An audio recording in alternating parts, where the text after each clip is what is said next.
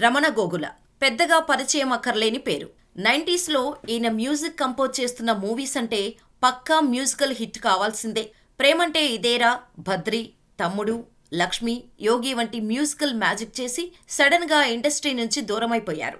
దశాబ్దాలుగా సినిమాలకు దూరమైన రమణ గోగుల ఇప్పుడు గోదావరి గట్టు మీద రామచిలకవే అంటూ ఫ్యాన్స్ కి ట్రీట్ ఇచ్చాడు. ఎక్కడ చూసినా ఈ పాటే, ఎవరి నోట విన్నా ఈ పాటే లిరిక్స్ వినిపిస్తున్నాయి. జనరేషన్ ఏదైనా తన మెస్మరైజింగ్ గాత్రంతో మంత్రముగ్ధుల్ని చేసేస్తాడు అని మరోసారి ప్రూవ్ చేశాడు రమణ గోగుల. అసలు ఇంత టాలెంట్ పెట్టుకొని సడన్ గా ఇండస్ట్రీని వదిలి వెళ్లిపోవటానికి గల కారణమేంటి? రమణ గోగుల అరెస్టు వెనుక ఉన్న నమ్మలేని నిజాలేంటి? ఆయన గుండు వెనుకున్న కథేంటి? Watch the story. Gogula Ramanamurthy అనేది రమణ గోగుల అసలైన పేరు. 1972 జూన్ 13న విశాఖపట్నంలోని మధ్యతరగతి బ్రాహ్మణ కుటుంబంలో పుట్టారు. తండ్రి గోగులమూర్తి గారు. ఈయన ఆంధ్రా యూనివర్సిటీలో ప్రొఫెసర్గా పనిచేసేవారు. ఇక తల్లి లాయర్గా పనిచేసేవారు. రమణ గోగుల తన స్కూలింగ్ మొత్తం వైజాగ్లోని టింపినీ స్కూల్లోనే కంప్లీట్ చేశారు. ఓ రోజు స్కూల్లో తన ఫ్రెండ్స్లో ఒకరు గిటార్ వాయిస్తూ మంచి గుర్తింపును పొందటంతో ఇన్స్పైర్ అయిన రమణ గోగుల తను కూడా గిటారిస్ట్ అవ్వాలని అనుకున్నాడు. తండ్రి నో చెప్పాడు, కానీ తల్లి మాత్రం ప్రోత్సహించింది. అలా తల్లి ఇచ్చిన సపోర్ట్తో గిటార్ బాగా నేర్చుకొని చిన్నప్పటి నుంచి ఏ మ్యూజికల్ కాంపిటీషన్లో పార్టిసిపేట్ చేసినా ప్రైజ్తోనే ఇంటికెళ్లేవాడు రమణ గోగుల. చదువులో ముందుండే రమణ గోగుల ఖరగ్పూర్ ఐఐటి నుండి ఎంటెక్ మెకానికల్ ఇంజనీరింగ్ పట్టా పొందారు. అంతటితో ఆగకుండా అమెరికాలోని లూసియానా యూనివర్సిటీలో ఎంఎస్ కూడా చేశారు. లిక్విడ్ క్రిస్టల్, ఎర్తన్ గ్లో వంటి స్టార్టప్స్తో వ్యాపారవేత్తగా కెరీర్ ఆరంభించిన రమణ గోగుల సైబేస్ అనే సాఫ్ట్వేర్ కంపెనీకి మేనేజింగ్ డైరెక్టర్గానూ ఉన్నారు. రమణ ఎన్ని పదవుల్లో రాణించినా ఆయన మనసు మాత్రం సరిగమ పదనిసల చుట్టూ తిరిగింది. ఇటు కర్ణాటక సంగీతం, అటు హిందుస్థానీ, ఆపై పాశ్చాత్య స్వరాలు అన్నిటిపై మోజు పెంచుకున్న రమణ గోగుల తనకంటూ ఓ బాణీ ఏర్పరచుకున్నారు. 1996లో మిస్టీ రిథమ్స్ అనే బ్యాండ్ ఏర్పాటు చేసి ఇండీ పాప్లో తనదైన స్టైల్లో బాణీలు పలికించారు. ఆయ్ లైలా ఆల్బమ్ను రూపొందించి విడుదల చేశారు. పాటకు వీడియోను యాడ్ చేసి రిలీజ్ చేశారు. ఆ రోజుల్లో ఆయ్ లైలా ఓ ఊపు ఊపేసింది. ఈ పాట విక్టరీ వెంకటేష్ చెవిన పడింది. ఎవరీ కొత్త సింగర్? ఒక మ్యాజిక్ ఉంది ఆయన గొంతులో, మన సినిమాలో పాటను పాడమని అడుగుదామని తాను తీయబోతున్న ప్రేమంటే ఇదేరా సినిమా డైరెక్టర్తో అన్నారు వెంకటేష్. అలా దర్శకుడు జయంత్ సి ఫరాంజీ తన ప్రేమంటే ఇదేరా చిత్రం ద్వారా రమణ గోగులను చిత్రసీమకు పరిచయం చేశారు. ప్రేమంటే ఇదేరాలోని 7 పాటలు డిఫరెంట్ స్టైల్లో ఉంటాయి. ఈ పాటలన్నీ అప్పటి కుర్రకారును విశేషంగా ఆకట్టుకున్నాయి. ముఖ్యంగా నైజాం బాబులు నాటుబాంబులు సాంగ్ భలేగా సందడి చేసింది. అప్పట్లో పెళ్లిళ్ల సమయంలో కుర్రకారు ఖచ్చితంగా ఈ పాటను పెట్టి డాన్సులు చేసేవారు. ఇక ఇందులో రమణ గోగుల గాత్రంలో జాలువారిన ఓ మేరీ బుల్బుల్, బొంబాయి బొమ్మ పాటలు కూడా అలరించాయి. రమణ గోగుల గొంతులోని విలక్షణమైన బాణి జనాన్ని భలే ఆకట్టుకుంది.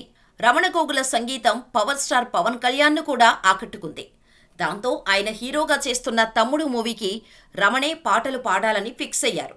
ఇక పవన్, రమణ అభిరుచులు కూడా కలవటంతో వారి కాంబోలో వచ్చిన సినిమాల్లోని పాటలు సైతం వైవిధ్యంగా ఉండేవి. తమ్ముడులోని మేడ్ ఇన్ ఆంధ్ర స్టూడెంట్ అంటే అర్థం వివరిస్తా, వయ్యారి భామ, నీహంస నడక వంటి పాటలు రమణ గలంలో మరింతగా అలరించాయి. పవన్ హీరోగా పూరీ జగన్నాథ్ తొలి చిత్రం బద్రీలోనూ I'm N Indian song, A Chiquita పాట యూత్ని ఒక ఊపు ఊపేశాయి.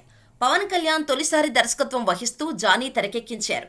ఈ సినిమాలోనూ రమణ గోగుల సంగీతం సందడి చేసింది. మహేష్ బాబు యువరాజులోనూ రమణ సంగీతం మురిపించింది. వెంకటేష్ లక్ష్మి ఎంత మ్యూజికల్ హిట్ అయిందో ప్రత్యేకంగా చెప్పనవసరం లేదు. ముఖ్యంగా లక్ష్మీబావా పాట మ్యూజిక్ లవర్స్ ని ఆకట్టుకుంది. నిజానికి రమణ తన సొంత ట్యూన్స్ వినిపించాలని అనుకునేవారు. కానీ యోగి సినిమా కోసం ఆ సినిమా ఒరిజినల్ కన్నడ జోగిలోని పాటను కాపీ చేస్తూ ఓరోరి యోగి నన్ను కోరికేరో సాంగ్ చేయాల్సి వచ్చింది. ఆ తర్వాత రిలాక్స్, ఆప్తుడు, దమ్, చిన్నోడు, వియాలవారి కయ్యాలు వంటి చిన్న సినిమాలు చేస్తే ఇవన్నీ ఫ్లాప్ అయ్యాయి. పైగా అన్నిటికీ ఒకేలాంటి పాటలు ఉన్నాయంటూ రమణ గోగుల మ్యూజిక్ పై ప్రేక్షకులు పెదవి విరిచారు. దీంతో సడన్ గా అవకాశాలు తగ్గటం మొదలయ్యాయి. అయినా సరే ఏమాత్రం వెనక్కి తగ్గకుండా తానే ప్రొడ్యూసర్గా అయ్యి సినిమా చేయాలని అనుకున్నారు రమణ గోగుల. అలా సుమంత్ హీరోగా, కృతి కర్బంద హీరోయిన్గా బోనీ మూవీని చేద్దామని అనుకున్నారు. కానీ అంత బడ్జెట్ తన దగ్గర లేకపోవడంతో గ్రీన్ మ్యాంగో ఫౌండర్ అయిన అనితా రఘువీర్ దగ్గర దాదాపు 3 కోట్ల రూపాయలు అప్పు చేసి సినిమా తీశారు. తీరా సినిమా రిలీజ్ చేస్తే అట్టర్ ఫ్లాప్ అయింది. ఇక పోయిన చోటే వెతుక్కోవాలి అన్నట్టు డైరెక్టర్ తేజ సినిమా అయిన 1000 అబద్ధాలు అనే మూవీకి కో ప్రొడ్యూసర్గా చేశారు రమణ గోగుల. ఈ సినిమాకు కూడా భారీగా అప్పు చేశారు రమణ. కానీ ఈ సినిమా కూడా డిజాస్టర్ అవ్వటంతో అప్పుల బాధ ఎక్కువైంది రమణ గోగులకు. అప్పులు తీర్చాలంటూ ఫైనాన్షియర్లు ప్రెజర్ పెట్టడంతో హైదరాబాద్ నుంచి బెంగళూరుకు మఖం మార్చేశారు రమణ గోగుల. దీంతో ఫైనాన్షియర్లు అందరూ కలిసి సెంట్రల్ క్రైమ్ స్టేషన్లో రమణ గోగులపై కంప్లైంట్ చేశారు. దీంతో 2009 అక్టోబర్లో రమణ గోగులను అరెస్ట్ చేసిన సిసిఎస్ పోలీసులు హైదరాబాద్కు తీసుకొచ్చారు. ఈ వార్త అప్పట్లో పెద్ద సంచలనంగా మారింది. ఇక తన పేరు మీద ఉన్న ఇల్లు, పొలాలు, ఇతర ఆస్తులను అమ్మేసి అప్పులన్నీ తీర్చేశారు రమణ గోగుల. ఆ తర్వాత బెంగళూరులోనే ఉంటూ చిన్న స్టార్టప్ కంపెనీని స్టార్ట్ చేశారు రమణ గోగుల. ఇదిలా ఉండగా గోవాకి చెందిన మోడల్, సింగర్ అయిన నిక్కీని ఓ ఫంక్షన్లో కలిశారు రమణ గోగుల. వీరిద్దరి అభిరుచులు కలవటంతో ప్రేమలో పడ్డారు. ఇక ఒకరిని విడిచి ఒకరు ఉండలేరు అన్న స్టేజ్కు రావటంతో పెళ్లి చేసేసుకున్నారు. అయితే వీరి పెళ్లి క్రిస్టియన్ సంప్రదాయంలో జరగటంతో హాట్ టాపిక్ అయింది.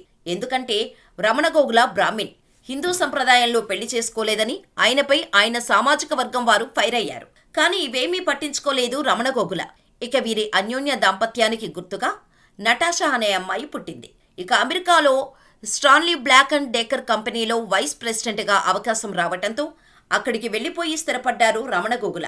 అలా సినీ ఇండస్ట్రీకి దూరమయ్యారు. దాదాపు 12 సంవత్సరాలు ఉద్యోగం చేస్తూ ఆర్థిక కష్టాలన్నిటి నుంచి గట్టెక్కారు. అప్పులన్నీ తీరిపోయాకే రమణ గోగుల మళ్లీ బెంగళూరుకు వచ్చేశారు. అలా వచ్చిన రమణ గోగులతో డైరెక్టర్ అనిల్ రావుపుడి తన మూవీ అయిన సంక్రాంతికి వస్తున్నాంలో గోదావరి గట్టు మీద రామచిలకవే అంటూ పాటను పాడించారు. ఇప్పుడిది ఫుల్ ట్రెండ్లో ఉంది. అయితే రమణ గోగుల అంటే అందరికీ మొదటగా గుర్తుకు వచ్చేది గుండు. ఆ గుండు వెనక పెద్ద కథే ఉంది. జానీ మూవీ చేస్తున్న టైంలో రమణ గోగుల భార్య ప్రెగ్నెంట్ అయింది. డాక్టర్స్ డెలివరీ కష్టమని చెప్పేశారు. దీంతో అసలు ఏం జరుగుతుందోనని భయపడుతున్నప్పుడు ఆఫీసులో ఉన్న కీబోర్డు ప్లేయర్ ఏమైందా అని అడిగాడు రమణ గోగులను. విషయం అంతా చెబితే మీరేం ఆలోచించకుండా తిరుపతి వెళ్ళి రండి సార్, అంతా సెట్ అయిపోయింది అని చెప్పాడు. అలా తిరుపతి వెళ్లి తలనీలాలు సమర్పించి వచ్చాక రమణ గోగుల భార్యకు నార్మల్ డెలివరీ అయింది. దీంతో అప్పటి నుంచి ఇక జీవితంలో జుట్టును పెంచుకోకూడదని ఫిక్స్ అయ్యాడంట రమణ గోగుల.